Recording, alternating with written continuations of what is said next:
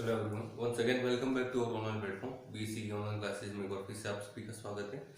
पिछले लेक्चर में हमने बात की थी सिम्पसन्स वन थर्ड लॉ, और उसमें हमने जो उसका फॉर्मूला है उसको डिराइव करना सीख लिया था, जो कि हमने इंटीग्रेशन के टर्म में निकाला था, जो कि आपका था X not to X not plus N H for Y D X that is equal to H by 3 of Y not plus Y N plus 4 into even terms थी आपकी y4 y2 y4 and so on with yn minus 2 plus twice of y1 plus y3 and so on with yn minus 1। ये था आपका यानी कि h by 3 into sum of first and last order plus 4 into sum of all even orders and plus twice of sum of all odd orders. Clear? ये हमने Simpson का जो one third law था वहां हमने ये चीज क्लियर कर ली थी। क्लियर?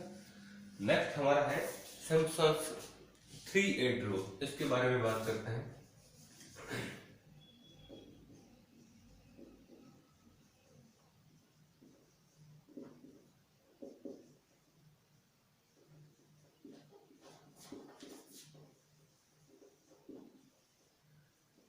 सिम्पसन्स 3/8 रूल यानी कि सिम्पसन का त्रयस्थ नियम।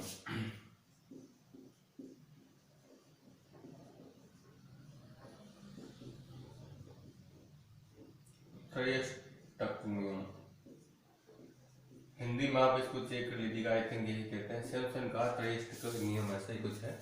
सिम्पसन्स 3/8 रूल, इसका स्टेटमेंट में यहां लिख दे रहा हूं। स्टेटमेंट इसका यही फॉर्मूला है, जो कि है आपका limit x not to x not plus N X of y dx that is equals to 3/8 of h into y not plus y n plus है आपके पास 3 into y1 plus y2 plus y4 plus y4 plus y5 plus y7 plus and so on with yn minus 1 plus है आपका twice of y3 plus y6 plus y9 plus and so on with yn minus 3। ये है हमारा Simpson's 3/8 rule का statement, यानी कि जो main formula है वो ये है। अब हम इसको डिराइव करना सीख लेते हैं। देखिए प्रूफ की बात करते हैं। हमने सबसे फर्स्ट टाइम जो इंटीग्रेशन जहां हमने पढ़ा था न्यूमेरिकल इंटीग्रेशन, वहां हमने एक इंटीग्रेशन का फॉर्मूला डिराइव किया था, जो कि हमने सिम्पसन्स का जो वन थर्ड लॉ लिया था वहां भी उसको डायरेक्टली यूज किया था। तो मैं यहाँ पे यूज ले लेता हूँ। वी नो दैट आई हमारा जो इंटीग्रेशन हुआ करता था, जो कि आपका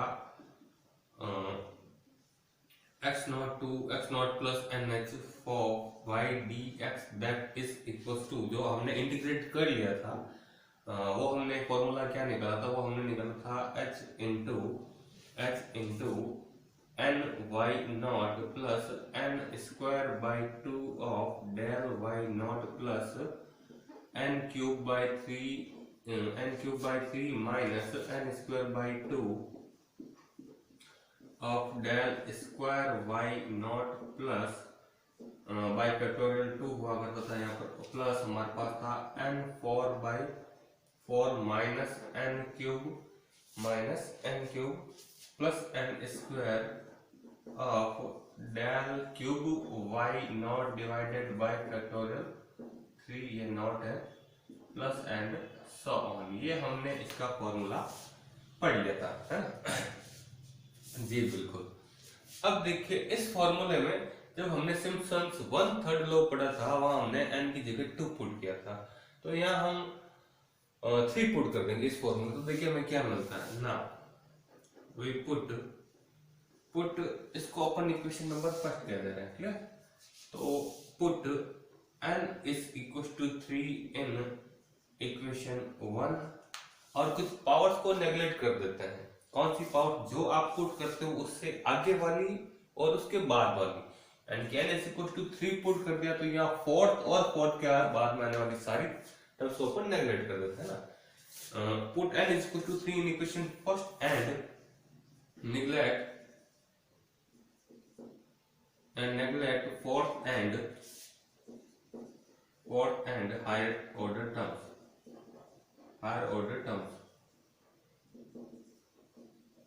then we have, है ना। तो हमें क्या मिलेगा, देखिए हमारा जो इंटीग्रेशन वो कहां से कहां तक जाएगा। इस केस में n इज हमने 3 पुट किया है तो हो जाएगा x नॉट प्लस 3h तक, x not to x not plus 3h of y dx that is equal to h आपका बाहर पड़ा है ना।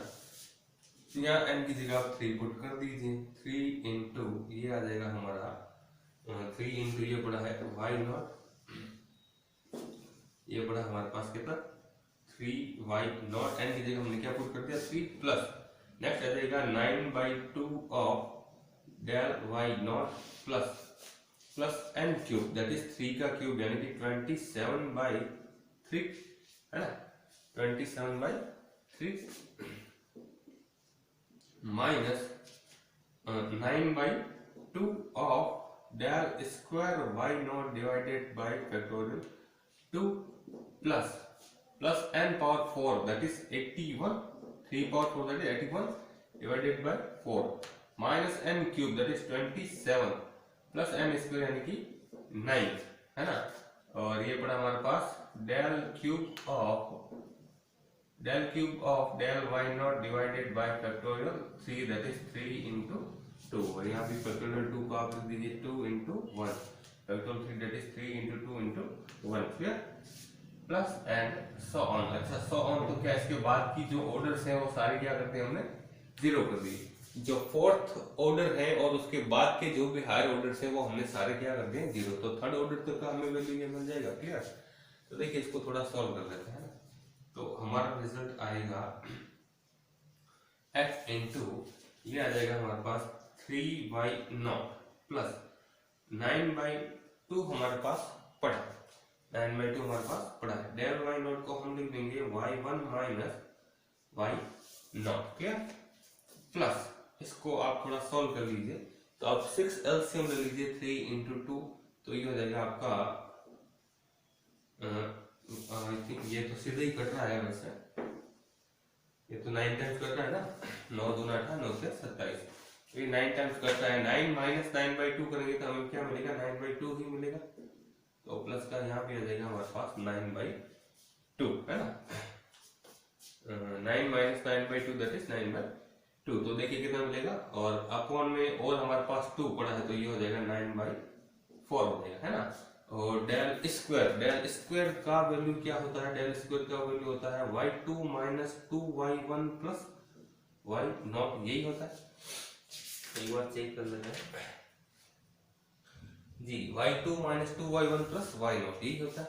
नेक्स्ट चलिए प्लस इसको आप सोल्व कर दीजिए, तो इसको जब अपन सोल्व करेंगे तो इस ब्रैकेट को सोल्व करने के बाद का वैल्यू मैं डायरेक्ट लिख रहा हूँ, इसको जब सोल्व करेंगे तो हमारे पास वैल्यू आएगा 3/8 और मतलब ये बाई 6 भी हमने इसके साथ ऐड कर लिया है, बाई 6 है और इसको जो भी ब्रैकेट को सोल्व करते हैं हमारे पास आया 3/8 है, आप देख लीजिएगा। और इसको जब हम डेल क्यूब को आगे सोल्व करेंगे है ना, यानी कि del of this del cube क्या हो जाएगा, ये तो डेल ऑफ डेल स्क्वायर और डेल ऑफ डेल स्क्वायर यानी कि इसका डेल आगे और खोल दीजिए तो हमें हमारे पास जो वैल्यू आएगी वो क्या आएगी, वो आ जाएगी हमारे पास y3 minus 3y2 plus 3y1 plus 3y1 plus y0 sorry minus y0, ये आएगी हमारे पास वैल्यू, क्या ये आएगी हमारे पास वैल्यू ना। अब यहां से हमारा यहां से ऊपर से 3/8 हमने अंदर से लिया है कॉमन, 3/8 हमने लिया कॉमन, बाहर पड़ा हमारा h और 3/8 कॉमन लेने के बाद जो भी हमारे पास टर्म बचेगी उनको जब अपन सॉल्व कर लेंगे तो हमारे पास कुछ फाइनल वैल्यू निकल कर आएगी, वो है हमारी y0 plus 3y1 plus 3y1 plus 3y2 plus y3 plus 3y2 plus y3, कुछ इस फॉर्म में हमारे पास वैल्यू निकल कर आएगी क्लियर। और ये हमें मिल रहा है x0 to x0 plus 3h के लिए ऑफ y dx क्लियर। इसको हम क्या दे रहे हैं, इक्वेशन नंबर ये हमारी 2 है। क्लियर ना। अब अपन क्या कर लेते हैं, इसके बाद का कुछ वैल्यू निकालते हैं। तो इसके बाद का वैल्यू निकालने के लिए हमें n = 6 पुट करेंगे, और 6 पुट करेंगे तो एक तो उससे आगे वाली यानी कि 7th, और उसके बाद के टर्म हम क्या कर देंगे, एलिमिनेट कर देंगे। क्लियर। तो देखिए क्या रिजल्ट मिलेगा।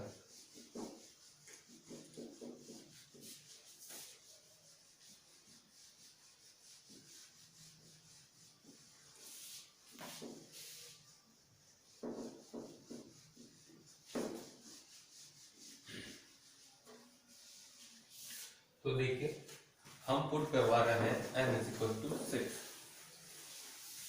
तो मैं यहाँ लिख देता हूँ एज वेल एज, यानी कि इसी प्रकार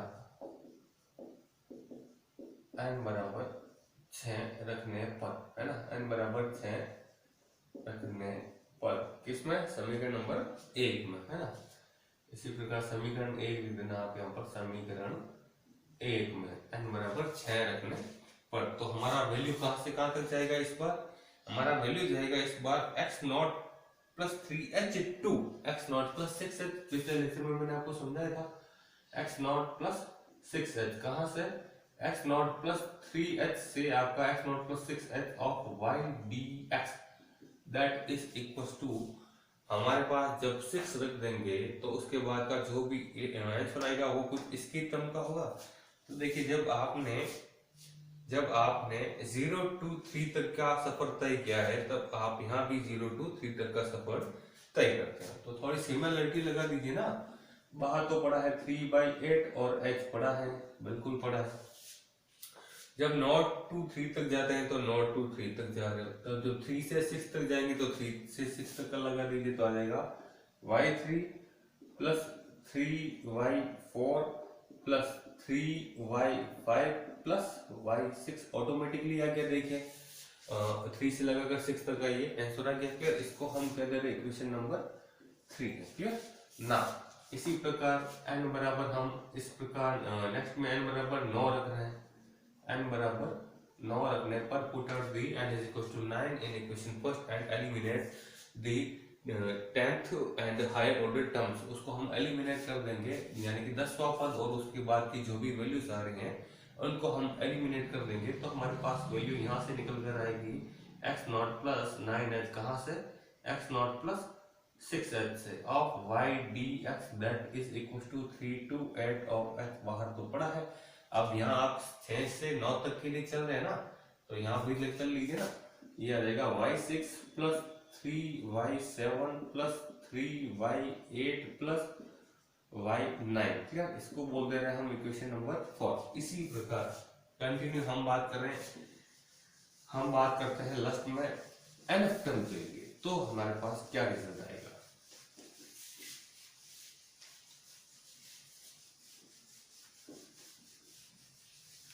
तो हमारे पास क्या रिजल्ट आएगा, देखिए हमारे पास रिजल्ट आएगा इसी प्रकार nवें पद के लिए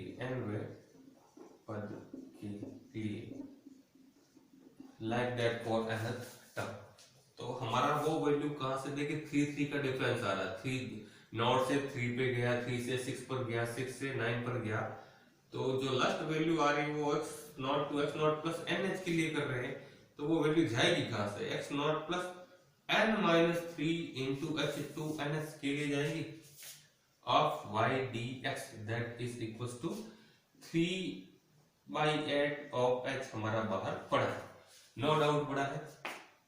और मैंने यहाँ समझाया 6 से 9 तक के लिए चलते हैं, तो यहाँ भी 6 से 9 तक के लिए चल लीजिए। तो ऑब्वियसली n-3 से n के लिए चल रहे हैं, तो यहाँ भी आप n-3 से n के लिए चल लीजिए, that is y of n-3 + 3 into y of n-2 + 3 into y of n-1 plus last term आ जाएगा हमारा yn। इसको हम क्या दे रहे हैं, इक्वेशन नंबर 5। ठीक ना। हम इक्वेशन नंबर 2 से लगाकर उसके बाद करने वाली सारी टर्म्स, यानी 2, 3, 4 2 लगाकर 5 तक की सारी इक्वेशन को ऐड कर देते हैं। नाउ बाय एडिंग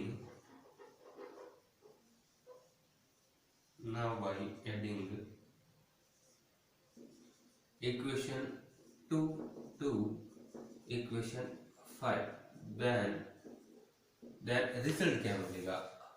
यहाँ मिलेगा आपका फर्स्ट टर्म इंटीग्रेशन, इधर क्या x not to x not plus 3h nought to 3, next 3 to 6, next 6 to 9, 9 to 12, ऐसे dot dot dot n minus 3 to n। तो उन सबको जब एक साथ लिख देंगे तो हमारा इंटीग्रेशन चलेगा x not to x not plus nh के लिए ऑफ y dx, दैट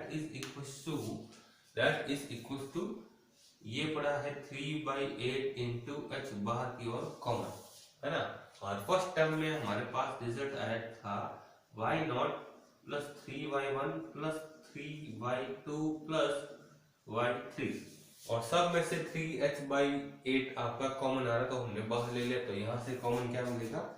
यहाँ से हमें मिल रहा है y3 plus 3y4 plus 3y5 plus y6 plus next term क्या मिलेगा? नेक्स्ट टर्म मिलेगा y6 plus 3y7 plus 3y8 plus y9 plus and so on with last term की अगर बात करें तो ऐसे से आप कहां तक चल लेंगे? ऐसे से अपन चल लेंगे y of n minus 3 plus 3 into y n minus 2 plus 3 into y n minus 1 plus Y n. ठीक है, यहां तक के लिए अपन चल लेंगे। यहां से अब देखिए ये पड़ा है हमारे पास 3/8 ऑफ h। क्लियर ना, y नॉट और y n खाली ये दो ही टर्म है जो सिंगल है, बाकी सब आपस में कुछ न कुछ जुड़े जा रहे हैं ना, तो इनको थोड़ा साथ लिख देता है। तो ये हो जाएगा हमारा y not plus y not plus y n। आगे काम कीजिए, देखें नेक्स्ट हमारे पास 3y1 आ रहा है, उसके बाद में 3y2 आ रहा है ना, और उसके बाद में 2y3 आ जाता है ना। तो 3y4 आ रहा है, 3y5 आ रहा है, 3y7 आ रहा है, 3y8 आ रहा है, और ट्वाइस ऑफ y6 आ रहा है। कहने का मतलब जो 3 के मल्टीपल के y हैं, y3, y6, y9 है ना, वो सब डबल आ रहे हैं। उसके अलावा जो भी हैं y1, y2, y4, y5 वो सारे 3 टाइम्स आ रहे हैं। तो जहां से आपका 3 कॉमन मिल रहा है वहां से अपन 3 कॉमन ले लेते हैं। तो क्या क्या टर्म मिलेगी? y1 plus y2, y1 plus y2 plus y3 का बाद में लिख देंगे। तो नेक्स्ट बचा आपके पास y4, जहां से 3 कॉमन मिल रहा है ना, तो y4 plus y5 plus next आएगी y7 plus and so on with last term की बात करें तो इससे जस्ट पहले वाला 3 किसके साथ आ रहा है? n-1 के लिए, तो प्लस y n-1 प्लस। अब देखें ये हो जाएगा हमारा 2y3, 2y6, 2y9, ऐसे करते करते हम कहां तक पहुंचेंगे? Twice of y with n-3। तो यहाँ से हमने 2 ले लिया कॉमन, तो ये मिल जाएगा y3 plus y6 plus y9 plus and so on with plus yn-3 तक का। क्लियर? और ये जो फॉर्मूला निकल कर आया है इसी को अपन सिम्पसन का 3-8 लॉ कहते हैं। क्लियर? अब यहाँ पर अपन एक चीज ये कह सकते हैं कि x नॉट को तो अपन x नॉट ही लिख सकते हैं, और x नॉट प्लस nh को हम कई बार xn भी लिखते हैं, है ना। तो आप चाहे तो एक दो लाइन इस पर और लिख लीजिए।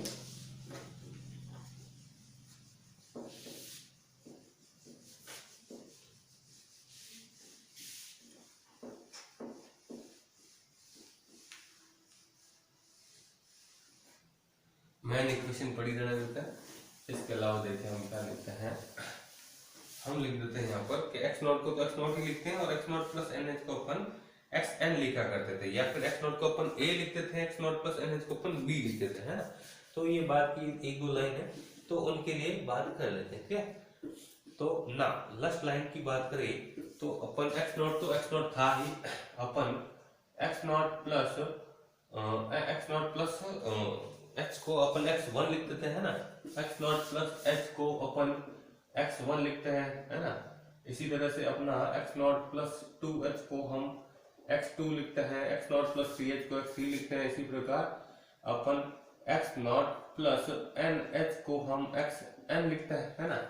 तो इसलिए हम लिख देंगे हमारा जो रिजल्ट आया है x not to x not plus nh को हम लिख देंगे xn for y dx, that is equal to 3/8 for h into y not plus y n plus 3 into y1 plus y2 plus y4 plus y5 plus and so on with yn minus 1 plus twice of y3 plus y6 plus and so on with yn minus 3, sorry कितना देगा n minus 3 यह आ जाएगा। और आप इसको क्या लिख सकते हो, इसको आप लिख सकते हो a to b, है ना, क्योंकि आप कई बार इसको क्या लिखते हो, आप a लिखते हो, इसको कई बार आप b लिखते हो। x0 को अपन a लिखते हैं, xn को अपन b लिखते हैं, ठीक है।